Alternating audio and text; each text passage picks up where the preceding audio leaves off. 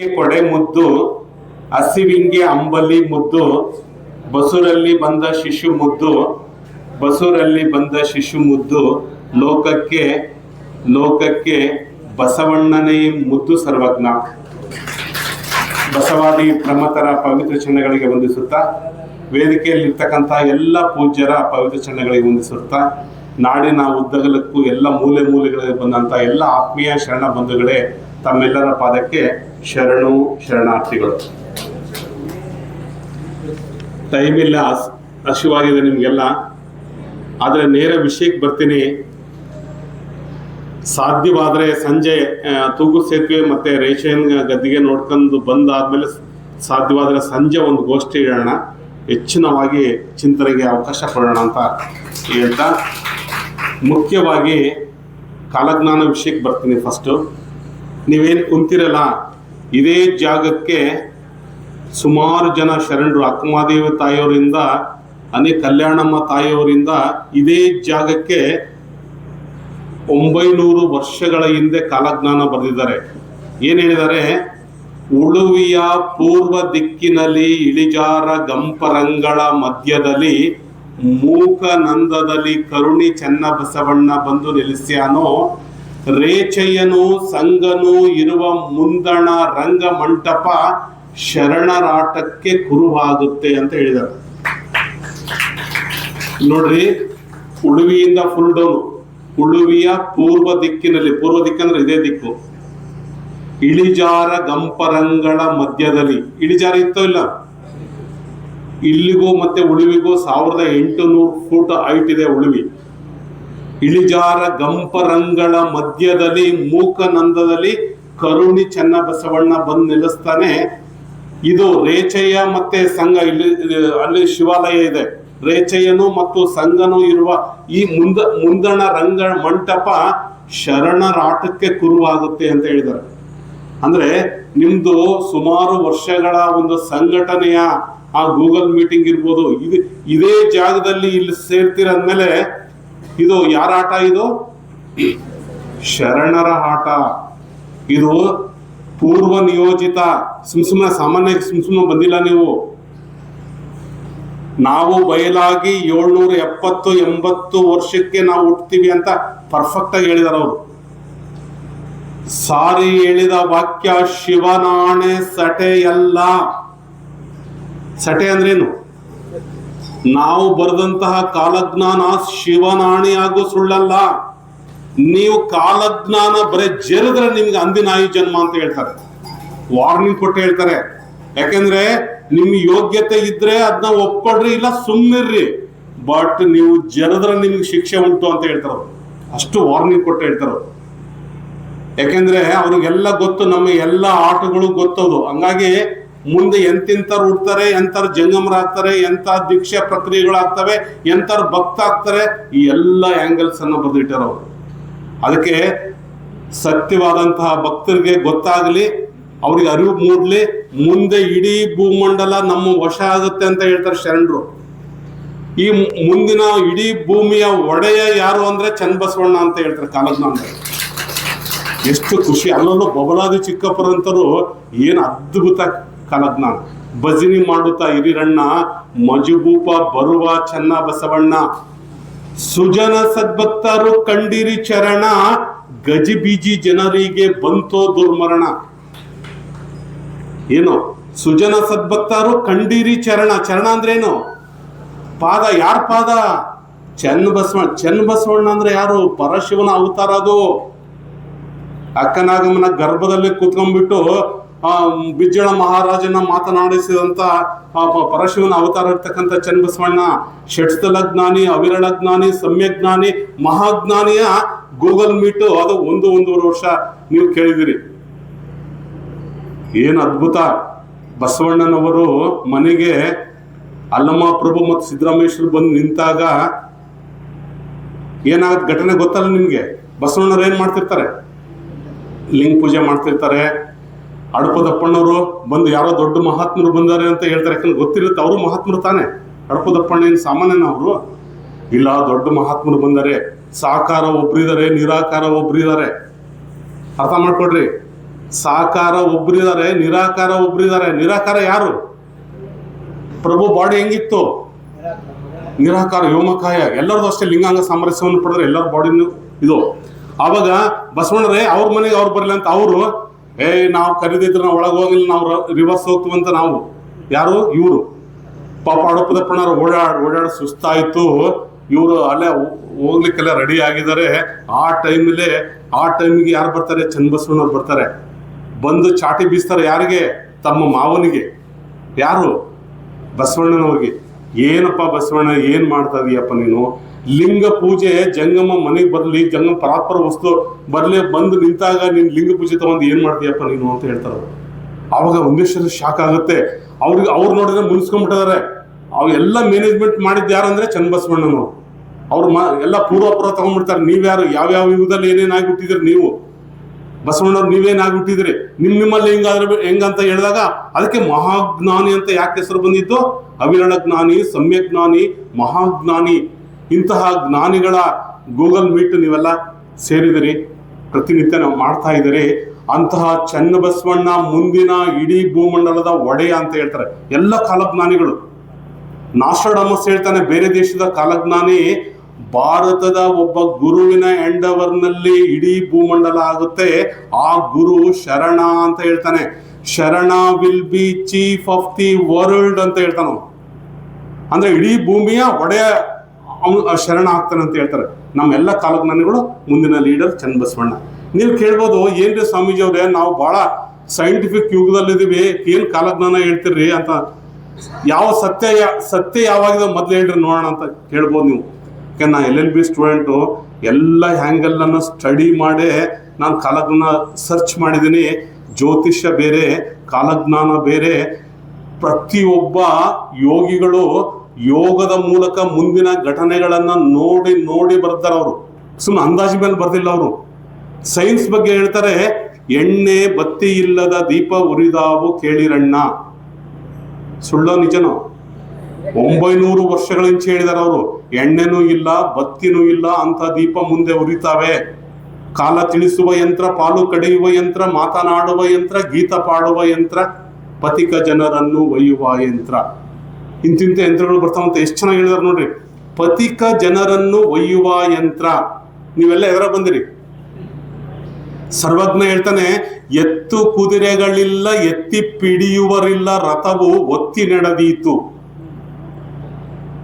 ಸರಿ ನೋಡ್ರಿ, ಎತ್ತು ಇಲ್ಲದ ಬಂಡಿ ಒತ್ತೊತ್ತಿ ನಡೆಸುವರು, ಸುತ್ತಲೂ ರಾಜ್ಯ ಆಳುವರು, ಆಮೇಲೆ ಮೃತ್ಯು ಹೊಂದುವರು ಸರ್ವಜ್ಞ. ಎತ್ತು ಇಲ್ಲದ ಬಂಡಿ. ನಾವೆಲ್ಲ ಓಡಾಡ್ತಿದೀವಲ್ಲ, ನೆಲದ ಮೇಲಿನ ರಥವು, ಜಲದ ಮೇಲಿನ ರಥವು, ಬಲವಾದ ರಥವು, ಗಗನದೋಳ್. ಮೊದಲು ಹಡಗು ಇರ್ಬೋದು, ದೋಣಿ ಇರ್ಬೋದು, ಅದು ಬೇರೆ ಬೇರೆ ಚಿಕ್ಕಡಿ ಇರ್ಬೋದು. ಅವ್ರೇನ್ ಹೇಳ್ತಾರೆ, ಆಕಾಶದಲ್ಲಿ ಆಡಾಡ್ತಕ್ಕಂಥ ಯಂತ್ರಗಳು ಬರ್ತವೆ, ವೆಹಿಕಲ್ಸ್ ಬರ್ತಾವ ಅಂತ ಹೇಳಿದ್ದಾರೆ. ಸಾಗರದ ನೆಲೆಯ ತಿಳಿಸುವ ಯಂತ್ರ. ದೋಣಿ ಇರ್ಬೋದು, ಹಡಗಿರ್ಬೋದು. ಸಾಗರದ ನೆಲೆ ಗೊತ್ತಾ ಯಾವುದು? ಜಲಾಂತರ್ಗಾಮಿಗಳು, ಸಬ್ಮೇರಿಯನ್ಸ್. ನೇಗಿಲ್ಲದ ಯಂತ್ರ ಅಂತ ಹೇಳ್ತಾರೆ ನೋಡ್ರಿ ಸ್ಪಷ್ಟವಾಗಿ. ಟ್ಯಾಕ್ಟ್ರಿ 8 ಮನೆಯವ್ರು ಸೇರಿ ಒಂಟೆತ್ತು ಕಟ್ಟಿ ಕಮತ ಮಾಡ್ಯಾರು ಕೇಳಿರಣ್ಣ. ಒಂಟೆತ್ತು ಎಲ್ಲ ಅದರದ್ದೇ ಆಗಲ್ಲ ಕೆಲಸ. ಸೇತು ಕಟ್ಟುವ ಯಂತ್ರ, ರೋಗ ಪೇಳುವ ಯಂತ್ರ. ಇನ್ನು ಎಷ್ಟು ಹೇಳ್ಬೇಕು? ಶಾಸ್ತ್ರ ಬರೆಯುವ ಯಂತ್ರ, ಶಸ್ತ್ರ ಮಾಡುವ ಯಂತ್ರ, ಆಪರೇಷನ್ ಮಾಡ್ತಕ್ಕಂಥ ಯಂತ್ರಗಳು. ಎಲ್ಲ ವೈಜ್ಞಾನಿಕ ಆವಿಷ್ಕಾರಗಳನ್ನ ಅವಾಗಲೇ ಬರೆದಿಟ್ರು. ಸಾಮಾಜಿಕ ಅಂತೂ ಪೂರ್ತಿ. ಅತ್ತೆಗೆ ಸೊಸೆ ಬಂದು ಕಾಲೀಲಿ ಒದಿವಾಳು ಕೇಳಿರಣ್ಣ. ತಂಗಿಯ ಒಡನಾಡಿ ಸಂಗವ ಮಾಡ್ಯಾರು ಕೇಳಿರಣ್ಣ. ತಂದೆ ಮಗನಿಗೊಬ್ಬ ಹೆಂಡತಿಯಾದಾಳು ಕೇಳಿರಣ್ಣ. ಗಂಡ ಹೆಂಡತಿಗೆ ಒಂದೇ ಬಟ್ಟೆಯಾದೀತು ಕೇಳಿರಣ್ಣ. ಸುಳ್ಳ ನಿಜನ?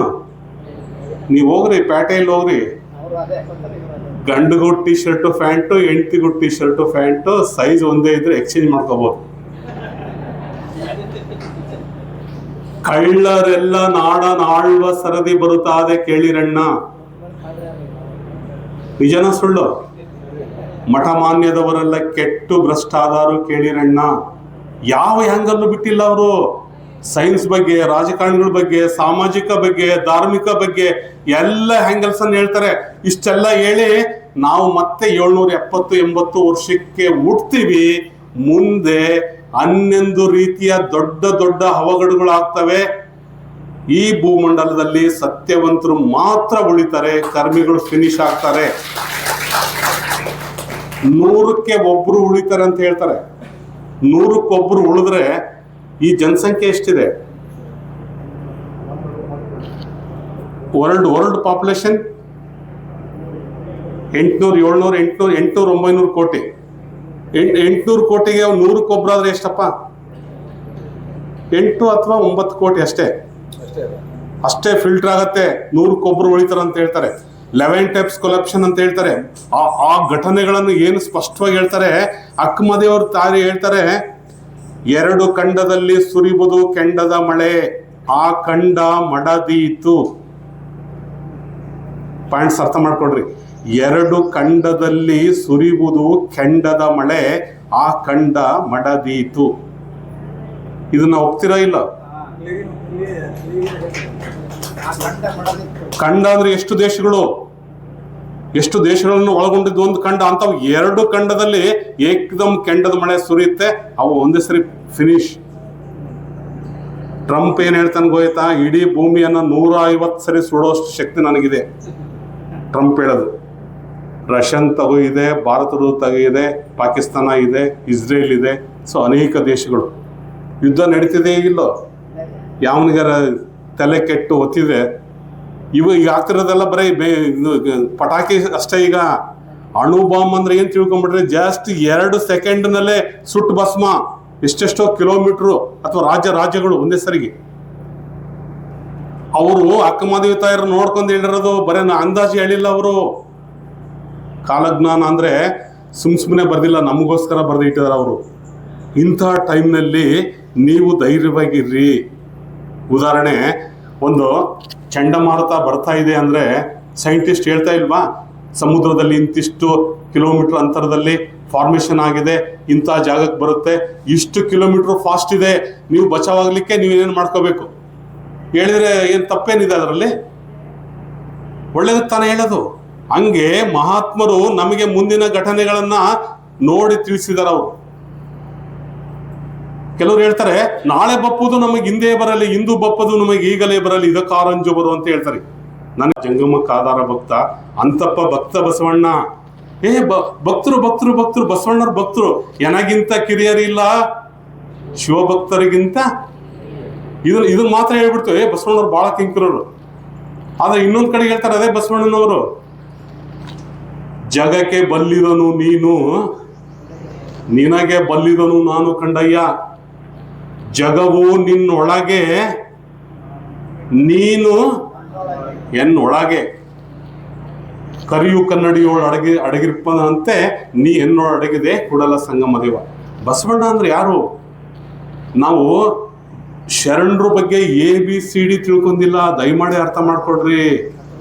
ಯಾಕಂದ್ರೆ 30 ವರ್ಷಗಳಿಂದ ಎಲ್ಲ ವಚನಗಳನ್ನ ಎಕ್ಕಿ ನೋಡ್ತಾ ಇದ್ದೀನಿ ನಾನು. ಇನ್ನೂ ತಿಳ್ಕೊಳ್ಲಿಕ್ಕೆ ಸಾಧ್ಯನೇ ಆಗಿಲ್ಲ. ನಾವು ಶರಣರು ಅಂದ್ರೆ ಬರೀ 12ನೇ ಶತಮಾನ ಅಷ್ಟೇ ನಮ್ದು. ಪ್ರಥಮಂತು ಬಸವಣ್ಣ, ದ್ವಿತೀಯಂತು ಲಿಂಗವು, ತೃತೀಯಂತು ತತ್ವ ಬ್ರಹ್ಮಾಂಡವೆಲ್ಲ. ಇದಕ್ಕೆ ಅರ್ಥ ಏನ್ ಹೇಳ್ತೀರಿ ನೀವು? ಪ್ರಥಮಂತು ಬಸವಣ್ಣ, ದ್ವಿತೀಯಂತು ಲಿಂಗ ಅಂದ್ರೆ ಏನು? ಲಿಂಗ ಅಂದ್ರೆ ಏನಪ್ಪ? ಬರೀ ಇಷ್ಟಲಿಂಗ ಅಲ್ಲ, ಇಡೀ ಅನಂತ ಕೋಟಿ ಬ್ರಹ್ಮಾಂಡಗಳು ಯಾವುದರಿಂದ ಹೊರಹೊಮ್ಮಿ, ಯಾವುದರಲ್ಲಿ ಲೀಲೆಯಾಡಿ, ಯಾವುದರಲ್ಲಿ ಲಯವಾಗುತ್ತೋ ಆ ಪರಾತ್ಪರ ವಸ್ತು ಲಿಂಗವನ್ನ ಕೊಟ್ಟಾತ ಬಸವಣ್ಣ. ಆದಿ ಬಸವಣ್ಣ ಅನಾದಿ ಲಿಂಗವೆಂಬರು, ಉಸಿ ಉಸಿ ಈ ನುಡಿಯ ಕೇಳಲಾಗದು.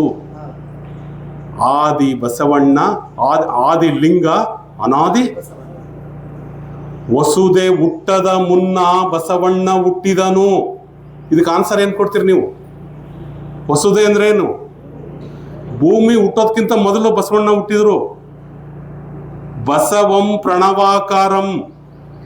ನೀವು ಬೆಳಗ್ಗೆ ಇದು ಮಾಡಿದ್ರಿ, ನೀವು ಯಾವ ಪ್ರೇಯರ್ ಮಾಡಿದ್ರಿ, ಎಷ್ಟು ಚೆನ್ನಾಗಿತ್ತು. ಅಕಾರ, ಉಕಾರ, ಮಕಾರ, ನಕಾರ ಎಲ್ಲವೂ ಏನ್ಮಯ? ಬಸವಮಯ. ಬಸವ ಅಂದ್ರೇನು? ಪರಾತ್ಪರ ವಸ್ತು ಬಸವಣ್ಣ. ಬಸವಣ್ಣನವರಿಂದ ಅನಂತ ಕೋಟಿ ಬ್ರಹ್ಮಾಂಡಗಳ ಉಗಮ. ಅಲ್ಲಿ ಊರ್ಧ್ವ ಮುಖದಲ್ಲಿ ನಿತ್ಯ ಮುಕ್ತರವರು, ಅದು ಮುಖದಲ್ಲಿ ಈ ಎಲ್ಲ ಸೃಷ್ಟಿಗಳು 84 ಲಕ್ಷ ಜೀವರಾಶಿಗಳು ಈ ಸೃಷ್ಟಿ. ಅವರು ನಿತ್ಯ ಮುಕ್ತರವರು, ಅವರಿಗೆ ಹುಟ್ಟು ಸಾವುಗಳಿಲ್ಲ, ಸುಮ್ಮನೆ ಲೀಲೆಗೋಸ್ಕರ ಬರ್ತಾರಷ್ಟೇ. ಅವರು ಬೇರೆ ಬೇರೆ ಯುಗದಲ್ಲೂ ಬಂದಿದ್ರು, 12ನೇ ಶತಮಾನದಲ್ಲೂ ಬಂದಿದ್ದಾರೆ, ಈಗ ಮತ್ತೆ ಬರ್ತಾರೆ. ಈಗ ಪೂರ್ತಿ ಕಬ್ಜಾ ತಗೊಂತಾರೆ ಇಡೀ ಭೂಮಂಡಲವನ್ನು. ಅದಕ್ಕೆ ನಾವು ಬರ್ತೀವಪ್ಪ ಹಿಂಗಿರ್ರಿ ಅಂತ ಹೇಳಿದ್ದಾರೆ. ನೀವು ಕೇಳ್ಬೋದು, ಅವ್ರು ಹುಟ್ಟೋದು ಯಾವಾಗ? 1966, 76, 86 ಈ ರೇಂಜ್ನಲ್ಲಿ ಎಲ್ಲ ಶರಣರು ಹುಟ್ಟಿದ್ದಾರೆ ಅವ್ರ ಪ್ರಕಾರ, ಕಾಲಜ್ಞಾನದ ಪ್ರಕಾರ. ನಿಮ್ಮ ಎಲ್ಲ ಡೇಟ್ ಆಫ್ ಬರ್ತ್ಗಳು ಅದರಲ್ಲೇ ಗಿರಿಕೆ ಹೊಡಿತವೆ. ಬೇಕಾದ್ರೆ ಯೋಚನೆ ಮಾಡ್ರಿ, 66ರಿಂದ 86 ಒಳಗೆ. ಅವರು ಹುಟ್ಟು ಬೇರೆ, ಅವರು ಸ್ಪ್ರೆಡ್ ಆಗೋದು ಬೇರೆ. ಅರ್ಥ ಮಾಡ್ಕೊಡ್ರಿ. ಬೂದಿ ಮುಚ್ಚಿದ ಕೆಂಡದಂಗೆ ಇರ್ತಾರೆ ಹುಟ್ಟಿದವರೆಲ್ಲರೂ. ಆದ್ರೂ ಕೆಟ್ಟ ಭ್ರಷ್ಟ ಆಗಿರ್ತಾರೆ, ಅವ್ರಿಗೂ ಶಾಪಾನುಗ್ರಸ್ತ ಇರುತ್ತೆ. ಅದೆಲ್ಲ ಬಹಳ ಘಟನೆ ಇದೆ, ಅದಕ್ಕೆಲ್ಲ ಬೇರೆ ಬೇರೆ ಘಟನೆಗಳಿದಾವೆ. ಆದರೆ ಸ್ಪ್ರೆಡ್ ಆಗ್ಬೇಕಾದ್ರೆ ನೆತ್ತರ ಕಾವಲಿ ಅರಿದಾಗ ಮರ್ತಕ್ಕೆ ಸತ್ಯವಂತರು ಬರುತ್ತಾರೆ ಮಕ್ಕಳೀರ. ಇದ್ದೀವ ಅಂತಿರೋ ಮಕ್ಕಳೀರ, ಭೂಮಿ ಎದ್ದೆದ್ದು ಬಿಡಿಸೀತು ಮಕ್ಕಳೀರ. ಎಲ್ಲ ಹ್ಯಾಂಗಲ್ಸ್ ಇದೆ ಎಲ್ಲ. ಅಂದ್ರೆ ಇದ್ದಂಥವ್ರು ಭೂಮಿ ಮೇಲೆ ಬಿದ್ದು ಒಳಲಾಡಿರಣ್ಣ ಅಂದ್ರೆ ಶರಣರು ಬರ್ಬೇಕಾರ ಅಂತ ಹೇಳ್ತಾರೆ. ಇದ್ದದ್ದು ಇಲ್ಲಾಗೋದಣ್ಣ ಅಂತ ಹೇಳ್ತಾರೆ. ಇನ್ನು ಸೇಫೆಸ್ಟ್ ಝೋನ್ ಹೇಳ್ತಾರೆ. ಅರ್ಥ ಮಾಡ್ಕೊಡ್ರಿ. ನಾವು ಕೂಡಲ ಸಂಗಮ ಅಥವಾ ಬಸವ ಕಲ್ಯಾಣ ಅಥವಾ ಬೀದರು ಇದೆಲ್ಲ ಶರಣರು ನಾಡು ಅಂತ ಹೇಳ್ಬೋದು. ಆದರೆ 1000 ಪೇಜ್ಗಳ ಕಾಲಜ್ಞಾನದಲ್ಲಿ ಅವನ್ನ ಯಾವುದನ್ನು ಸೇಫ್ ಹೇಳ್ತಾನೆ ಇಲ್ಲ ಶರಣರು. ಅವ್ರು ಹೇಳ್ತಿರೋದು ಉಳಿವಿಯಿಂದ ಬೆಳಗಾವಿ, ಉಳಿವಿಯಿಂದ ಬಂಕಾಪುರ, ಉಳಿವಿಯಿಂದ ಸೊರಬ, ಇದು ಸೇಫೆಸ್ಟ್ ಝೋನ್. ಭಕ್ತಾದಿಗಳೆಲ್ಲ ಈ ಕಡೆ ಬರ್ರಿ ನೀವು ಅಂತ ಹೇಳ್ತಾರ ಅವ್ರು. ಅಲ್ಲ, ಉಳಿವಿ ಇಲ್ಲಿದ್ರೆ ಮುರುಗೋಡು ಯಾಕೆ ಉಳಿವಿ ತಳ ಆಗ್ಬೇಕು? ಉಳಿವಿ ಇಲ್ಲಿದೆ 120 ಅವಾಗಲೇ ಉಳಿವಿ ತಳ, ಉಳಿವಿ ಬಾಗಿಲು, ಉಳಿವಿ ಸಿರ್ಗ ಅಂತ ಮಾರ್ಕ್ ಮಾಡಿದ್ರು ಅವರು. ಇದು ಈ ಕಡೆ ಸೇಫ್ ಝೋನು.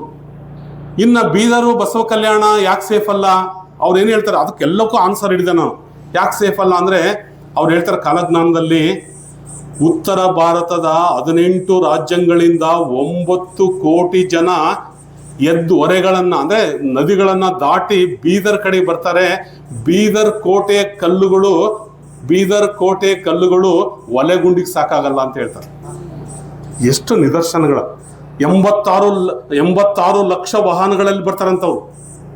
ಏನು ಸ್ಪಷ್ಟತೆ ಕೊಡ್ತಾರೆ ಅವರೆಲ್ಲ ಟೋಟಲಿ. ಅಲ್ಲಿ ಅಕ್ಕಪಕ್ಕ ದೇಶಗಳು ಯಾವ ಇದಾವಲ್ಲ ಗೊತ್ತಲ್ಲ ನಿಮಗೆ? ಚೈನಾ ಇದೆ, ಪಾಕಿಸ್ತಾನ ಇದೆ, ಇನ್ನು ಹಿಮಾಲಯ ಪರ್ವತ ಉತ್ತರ ಭಾರತದಲ್ಲಿದೆ. ಅದು ಭಯಾನಕವಾದಂತಹ ಭೂಕಂಪದ ವಲಯ ಇರೋದ್ರಿಂದ ಆ ಥರ ಇದಾಗಿದೆ. ಅದೇನಾದರೂ ಹೆಚ್ಚು ಕಡಿಮೆ ಆದರೆ ಅಥವಾ ಯುದ್ಧ ಆದರೆ ಎಲ್ಲ ಈ ಕಡೆ ಓಡ್ ಬರ್ತಾರೆ. ಅದನ್ನು ಹೇಳಿದಾರೆ ಅವರು. ಹಂಗಾಗಿ ಸೇಫೆಸ್ಟ್ ಝೋನ್ ಇದೆ ಯಾವುದು? ಉಳಿವಿ ಭಾಗ. ಆದಷ್ಟು ಇಲ್ಲಿ ಬಂದರೂ ಸಹ ಧರ್ಮಿಗಳು ಮಾತ್ರ ಉಳಿತಾರೆ, ಕರ್ಮಿಗಳು ಇಲ್ಲಿ ಫಿನಿಶ್ ಅಂತ ಹೇಳ್ತಾರೆ. ಕಾಲಜ್ಞಾನದ ಎಲ್ಲ ನುಡಿಗಳು ಅವ್ರು ಹೇಳ್ತಾರೆ, ಒಂದು ಮಾತು ಸುಳ್ಳಲ್ಲ. ಯಾವ ಕ್ಷಣದಲ್ಲಿ ಯಾವ ಘಟನೆ ಬೇಕಾದ್ರೆ ಆಗ್ಬೋದು. ಈಗ ಕೊನೆ ಘಟನೆಗಳನ್ನ ಹೇಳ್ತಾರೆ ಅವರು. ಚಂದ್ರ ಸೂರ್ಯಗ್ರಹಣ ಒಂದೇ ಮಾಸದಿ ಬರಲು ತಂದೆಯನ್ನು ಕಂದ ನೀರಿದಂದು ಬಂದೀತು ಪ್ರಳಯ ಸರ್ವಜ್ಞ. ಚಂದ್ರ ಸೂರ್ಯಗ್ರಹಣ ಒಂದೇ ಮಾಸದಿ ಬಂದಿದೆಯಲ್ಲ, ಇದು ಹೋದ ತಿಂಗಳಲ್ಲಿ ಬಂದಿದೆ. ತಂದೆಯನ್ನು ಕಂದ ನೀರಿದಂದು ನಡೆದಿದೆಯಿಲ್ಲ ಘಟನೆಗಳು. ಸಾಕಷ್ಟು ಘಟನೆಗಳು ಬಂದೀತು ಪ್ರಳಯ ಸರ್ವಜ್ಞ. ಅನೇಕ ದೃಶ್ಯಗಳನ್ನು ಹೇಳಿದ್ದಾರೆ. ಯುದ್ಧಗಳು ನಡೀತಾ ಇದ್ದಾವೆ. ಸೊ ಯಾವ ಟೈಮ್ನಲ್ಲಿ ಏನು ಬೇಕಾದ್ರೆ ಆಗ್ಬೋದು. ಅದಕ್ಕೆ ನೀವು ಅವ್ರೇನು ಹೇಳ್ತಾರೆ, ಹಸನಾದ ಬೀಜಗಳಾಗಿರೋ ನೀವು ಅಂತ ಹೇಳ್ತಾರೆ. ಬಸವನೆಂದಡೆ ಪಾಪ ದೆಸೆಗೆಟ್ಟು ಓಡುವುದು, ಬಸವನ ಪಾದವ ನಂಬಿದ ಭಕ್ತರು ಹಸನಾದರಯ್ಯ ಸರ್ವಜ್ಞ. ಬಸವ ಅಂದ್ರೆ ಪರಾತ್ಪರ ವಸ್ತು. ನೀವು ಬಸವ ಅಂದ್ರೆ ನಿಮ್ಮ ಎಲ್ಲ ಪಾಪಗಳು ಡಿಲೀಟ್ ಆಗಿ ಹೋಗ್ತವೆ. ನೀವು ಏನು ಮಾಡಿದ್ರೆ ಎಲ್ಲ ಮಾಫಿ ಆಗುತ್ತೆ. ಹಂಗಾಗಿ ಆ ಶರಣರ ಕೃಪೆ ನಮ್ಮ ಮೇಲೆ ಆಗಲಿ. ಸಂಜೆ ಒಂದು ಗೋಷ್ಠಿ ಮಾಡೋಣ, ಎಲ್ಲರಿಗೂ ಅವಕಾಶ ಕೊಡೋಣ. ಮತ್ತೆ ಹೆಚ್ಚಿನ ವಿಷಯಗಳನ್ನ ನೀವು ಕ್ವಶನ್ಸ್ ಕೇಳ್ರಿ, ಬೇಕಾದ್ರೆ ಆರ್ಗ್ಯುಮೆಂಟ್ಸ್ ಬೇಕಾದ್ರೆ ಇಟ್ಕೊಳ್ಳೋಣ. ಏನೇ ಕ್ವಶನ್ಸ್ ಕೇಳ್ರಿ. ಸಂಜೆ ಒಂದು ಕಾರ್ಯಕ್ರಮ ಮಾಡೋಣ. ಈಗ ಊಟದ ಪ್ರಸಾದ ಟೈಮ್ ಆಗಿದೆ ಅಂತ ಹೇಳ್ಬಿಟ್ಟು ನಾನು 2 ಮಾತನ್ನು ಮುಗಿಸ್ತೀನಿ. ಶರಣು ಶರಣಾರ್ಥಿ.